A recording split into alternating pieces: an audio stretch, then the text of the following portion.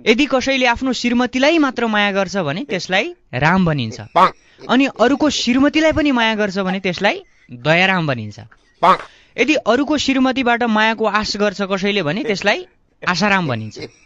अनि अरूको श्रीमतीलाई माया गर्छ, माया गरेको मान्छेलाई भगाएर बिहे गर्छ भने त्यसलाई बलराम भनिन्छ। न आफ्नो न अर्काको कसैको बुढीलाई पनि माया नगर्नेलाई फण्डाराम भनिन्छ।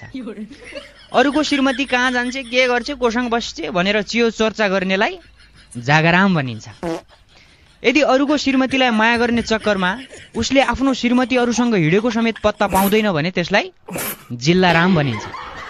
अनि अरूको श्रीमतीसँग मन्दिर मन्दिर धाउनेलाई चाहिँ पुण्यराम भनिन्छ। अनि श्रीमतीबाट सधैँ कुटाइ मात्रै खानेलाई दुखीराम भनिन्छ। अनि त्यसै गरी यदि कसैले अरूको श्रीमतीलाई आँखै लगाउँदैन भने त्यसलाई साधुराम भनिन्छ। अनि भन्नुहोस् त तपाईहरू कुन